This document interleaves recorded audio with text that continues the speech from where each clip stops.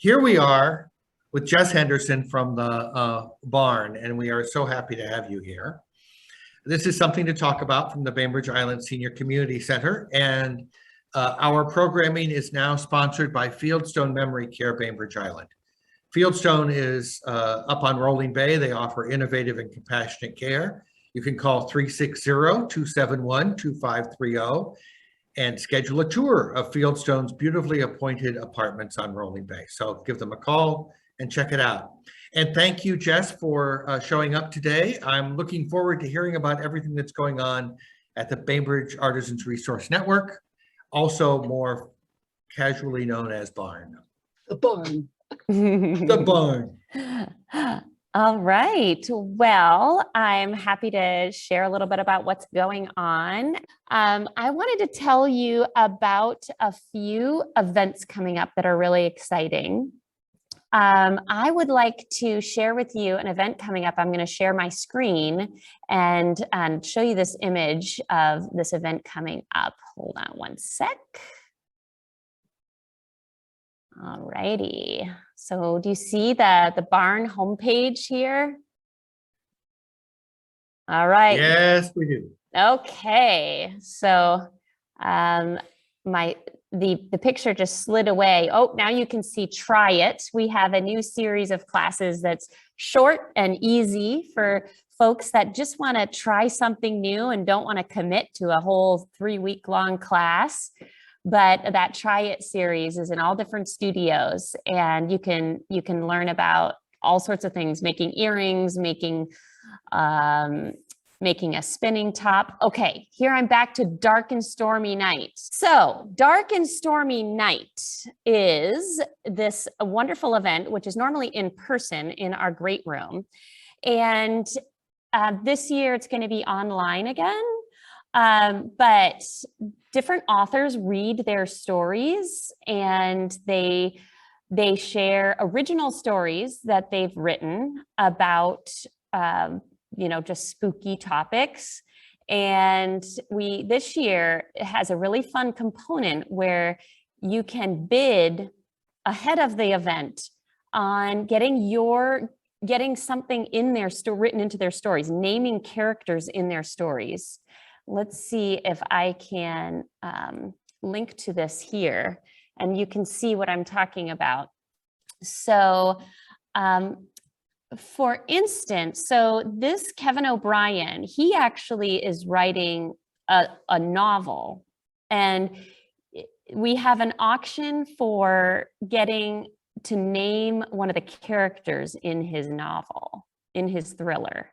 So that's kind of a fun new element. And these other bids are naming characters in the stories that are going to be read at the Dark and Stormy Night. So we've got Lynn Brunel, we've got Megan, Dinah, Maureen, Jamie, Kevin, and Warren. So it's a bit of a fundraiser for scholarships for people to participate at Barn. But it's also a fun way to get an interactive element with the Dark and Stormy Night event. And we have a wizard level this year. If you buy a fundraising ticket for $100 or more, you get a special packet with some goodies that gets mailed to you. And we are really appreciating the support for folks that want to do that. So that's Dark and Stormy, and that's going to be on the 30th of October. So that is Halloween weekend, but not on Halloween night. It's the night before, and just a fun way to celebrate that holiday. And let's see. So another thing that I wanted to talk about is that our youth programs are picking back up. And if any of you know any teens, our teen nights are back in business starting on October 15th. And even if you don't know teens or have teens, knowing that our community has a place for teens to be on a Friday night, to be in a healthy environment, doing active, hands-on activities with peers is, I think, a really comforting thing. In 2 months, I'm going to have 3 teenagers of my own. I have 2 now, and I have a 12-year-old. And I am learning about what that means to have a teenager and I cannot believe, Jess, that you have children that old. I remember before when 2 of them were born, for crying out loud. I know, you remember There's this me. weird thing that happens. They Oh keep my aging. goodness sakes. Even as we do not age, and they Of do. course, of You course. only had one when I knew you really, really, really well, when I sang with you. I know. And I was big with my second, and now just about all of them are teenagers. And That's wonderful. So I have a question about the teen get together. Yeah, So they're in person now, right? they are going to be in person. We're going to base the events outside. We have these 2 awesome canopies that we bought thanks to the Suquamish Foundation, who helped us purchase these 2 20-foot by 10-foot canopies.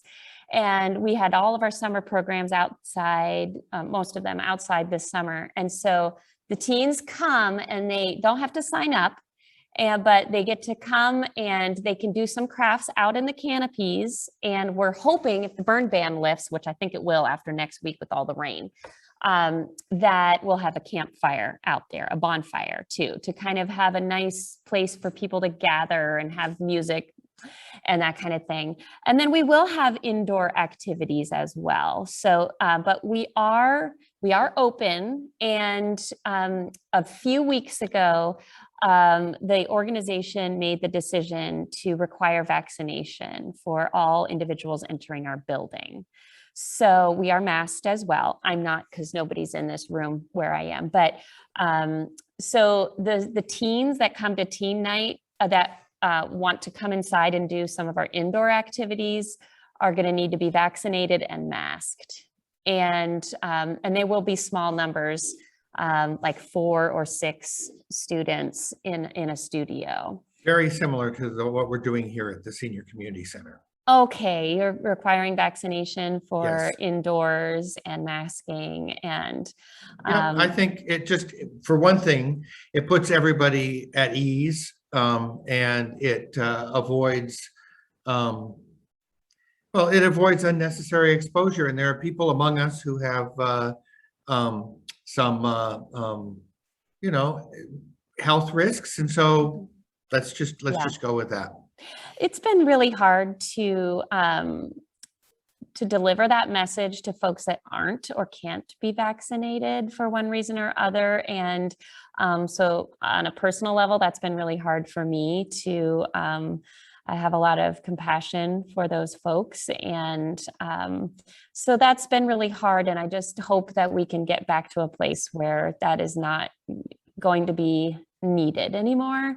Yeah, I also think that it's great that organizations like Barn have had so many programs that are available online. And so that there are other reasons why people might not be able to attend besides whether they're vaccinated or not, either transportation or health issues. And so being able to participate in some way online like we are today is great. Absolutely. We are continuing our online programming.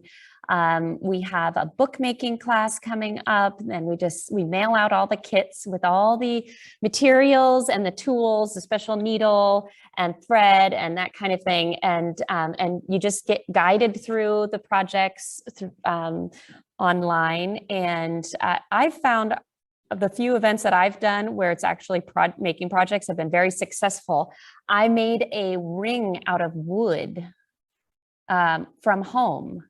And it was really fun. It was my husband's birthday, and it was like a birthday date for the two of us. He's a woodworker, but he'd never done anything like this. We had this strip of veneer we cut, and then we boiled water and soaked it, and then we curled it. And then, it was really, really cool that at the end I made this thing, and I was just at home. I just laid all the supplies out on my kitchen table. And so I felt like a little bit closer to being able to say that I can work with wood after that experience. So so the online is a good alternative for folks, and having as much as we can outside for those teens.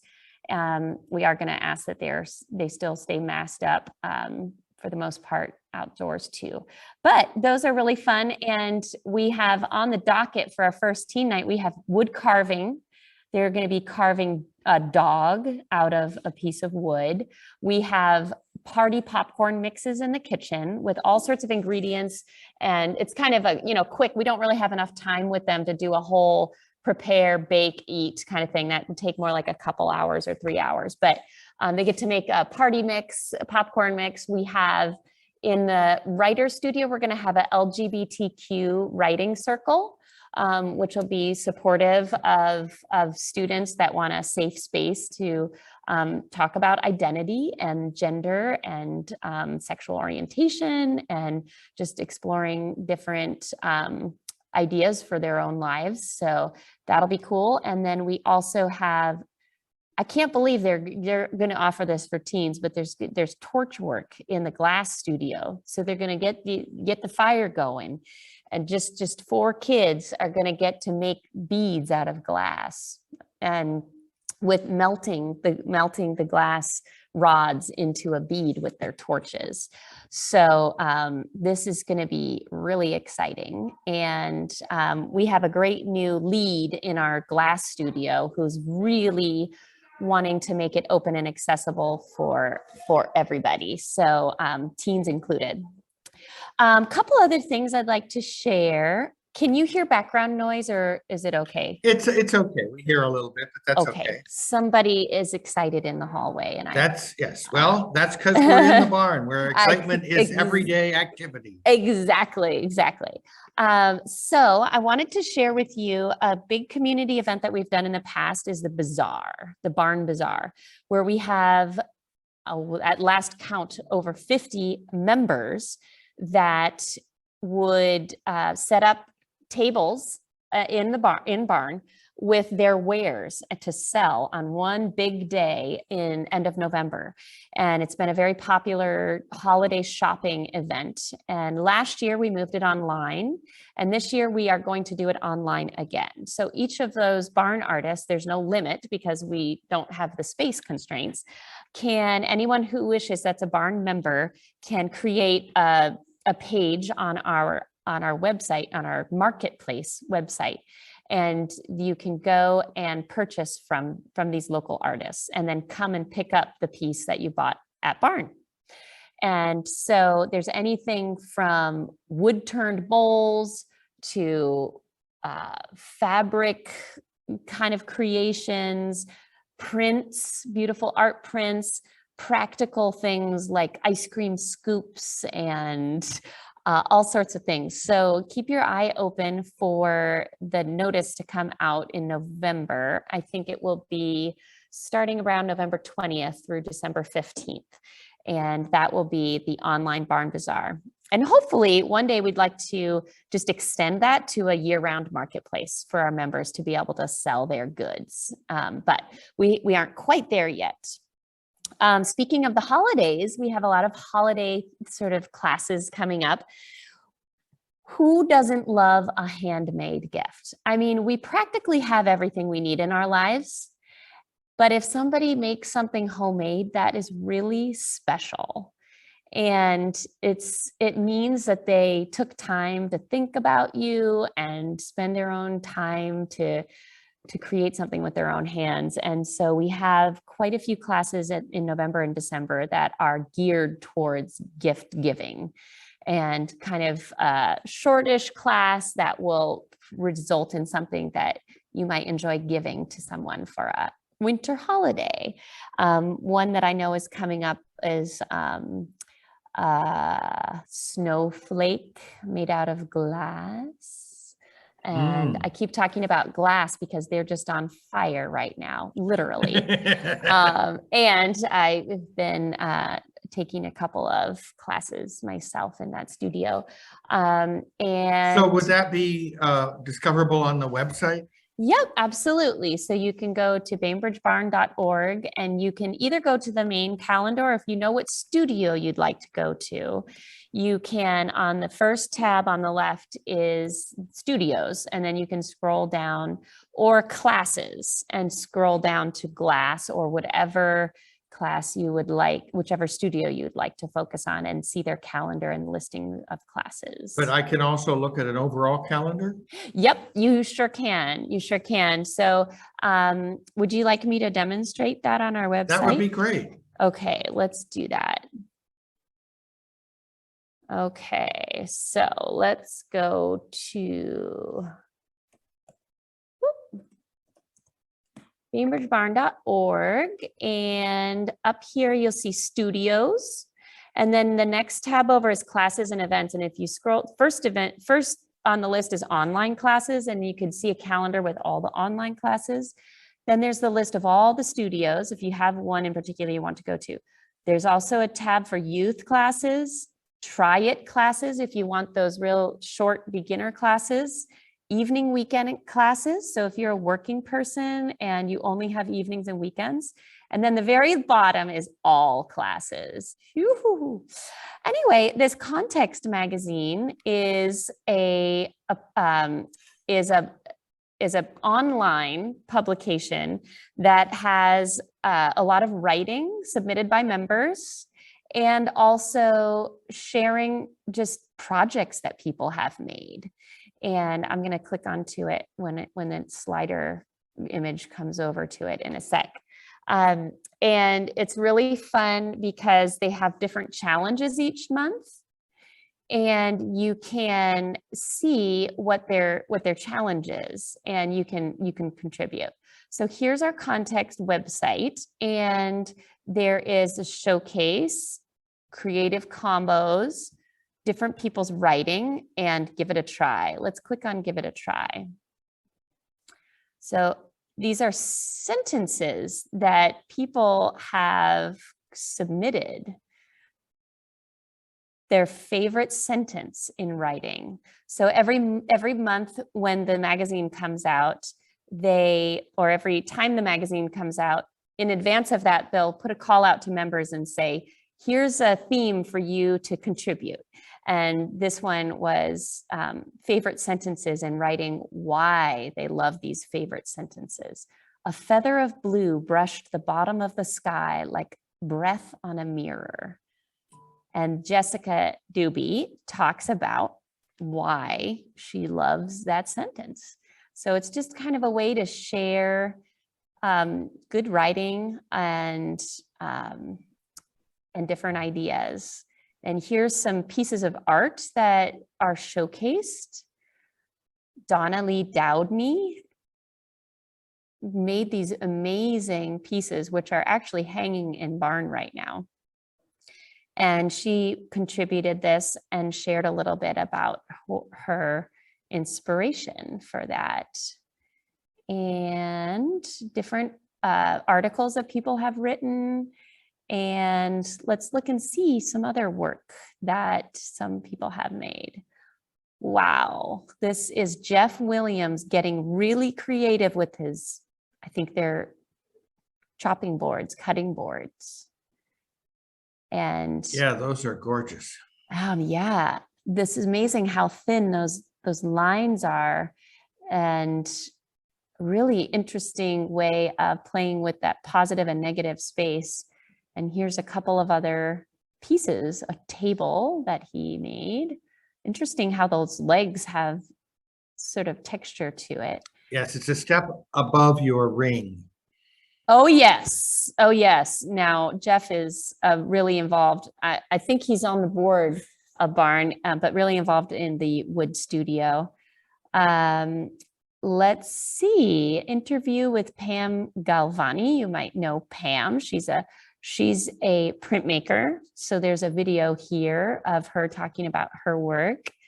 In our media arts studio, we had a volunteer work with the students of the 5th and 6th graders at Odyssey at the Commodore School.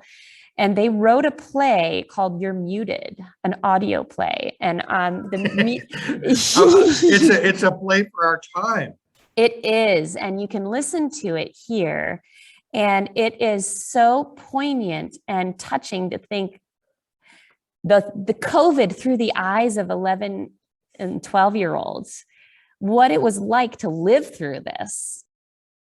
and that how it affected school and their social connections, their friendships. And so our volunteer from the Media Arts Studio helped record and edit this play, and then it was streamed for parents and is here for people to listen to. I thought there were funny parts of it, but it actually made me really sad to think about how these kids have had to live through the pandemic. But yet there's always that kind of twist of that silver lining of the qualities that they've gained in resilience, and patience and creativity, and trying to accomplish their work in a different avenue online. And so there's a lot of silver linings that we can look at as well. And then another project here that's showcased is David Grant, who is not the gentleman in this photo, but a wonderful volunteer in our woodworking studio, oversaw the creation of these beautiful Japanese gateways that replaced the older gates that were there at the library gardens. And it's Dick Culp there. And this is one of our community service projects. Our many community service projects that we have going on to help different organizations in the community with their needs, things that we can do at Barn that can be helpful. And let's see, this was the old gate in the location. And have you all seen the new gates outside the library? And I didn't know the backstory of it. That's wonderful. Yes, I knew the old gates were, that's a lovely Japanese garden there by the library, and to have this new entrance is a delight. Yeah. Thank you, Barn. Absolutely. It is our pleasure. It's part of our mission. And in fact, we're working right now on revising our mission, just to make it a little more concise and focused on our core elements, and coming up with a new set of values that accompany that mission statement. And one of those values is inclusivity and inclusion and accessibility. So a really, really cool program that is a part of that aspect that has just been created this year is our companion program. And this might interest some of the seniors that are members of the senior community, the community center, which is if you need a buddy to give you a hand in a program, then you think maybe because of a visual impairment or mobility or any challenges, cognitive challenges, we provide at no charge an individual to support and participate in the class as a helper, as a buddy. So if you know of anybody that is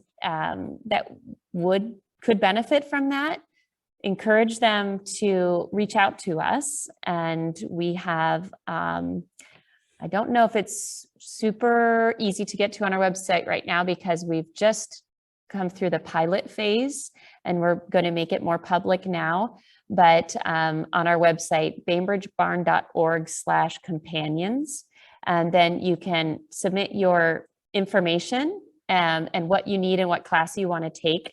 And we will find a companion that is well suited for the individual. That sounds like an absolutely wonderful plan. And I congratulate you on that. And I'm sure that people will take advantage of that. Yeah. And we think have of somebody already. Oh, good. Wonderful. Send them my way. And they can call the main number and get linked to just my extension, or my email is jess.h@bainbridgebarn.org. We had several individuals this summer that participated and had a professional, a paraprofessional that we paid, and working with some individuals and helping them out so they could participate in the programs. And it was just wonderful. Another interesting project that we're working on, we have a renamed committee for Barn, which is the Connections and Inclusion Committee. And this is partnering with different organizations in the community to really listen and learn how we can help make Barn more accessible and inclusive. And on the side, I've started working with other organizations in the community to pool our ideas and resources and energies on diversity, equity, and inclusion work. And so I've been working with Katie Curtis at the Historical Museum and Carol Wrights, who is a member of the Japanese American community and also works for the Rotary Club, working on their diversity, equity, and inclusion efforts. And we are meeting regularly to share resources, speakers, information to really learn how we can be more inclusive and be welcoming to all people with diverse backgrounds. So this is really exposing us to a lot of different ideas and progress that's happening and working together rather than silos that are trying to do similar work in all of our different organizations. So this is through the Arts and Humanities Bainbridge, kind of as an umbrella. We kind of, a group of us split off and said, we want to focus specifically on this topic and have special meetings on that. So I think that is really a wonderful direction that Barn is headed to be pushing to advocate for people that need a different, have different needs and might not already feel like they have access here at Barn. So yeah, I was in a conversation this week about we often think in this area that the right thing to do is to add more seats at the table, but often the table is built with some conceptions in mind. And so really you have to start from the open room and say, you know, what voices are we not hearing and how would we structure this in a way that works for everybody? I love that analogy. It's really a growing experience we're all part of, and I'm really glad to hear about the Barn being part of that as well. That's wonderful. Absolutely. And yeah, it's really exciting from an organizational level, on a personal level. I mean, we're all learning, and it's a journey. We're never going to arrive at a point where we feel like, okay, we do this perfectly. We got this one. We got this. We've got, it's like we're just constantly going to be adapting and shifting and learning. And I think about society and how it is constantly shifting. One thing we've been learning about is different gender identity. And this summer we added to our minor waiver form, permission form for parents, we added an optional field for gender identity. And so we had, they could put whatever pronouns that their child might use. She, her, or he, him, they, them, or a combination of the above or something different. And we had 3 or 4 students of our 200 students that were taking classes here that prefer to use they, them pronouns, and that they're non-binary and don't identify as male or female, but a more inclusive sense of gender. And so it was, new for some of our instructors to have students that use they, them pronouns and to get used to that. And I think we're going to see a lot more of that in not only young people, but in adults as well. And so that's just one tiny example of how we can be listening to what's going on in the community and try to learn and be respectful and welcoming of different ways of thinking. So. Well, thank you for joining us today. I really appreciate it. I look forward to hearing from the Barn every month you come by or you or some member of the barn comes by every month to talk a little bit more about what's going on. And we appreciate it. Absolutely. We're really happy to be involved and love what you're all doing at the center there and online. And I was really glad to be here today. Thank you for having me.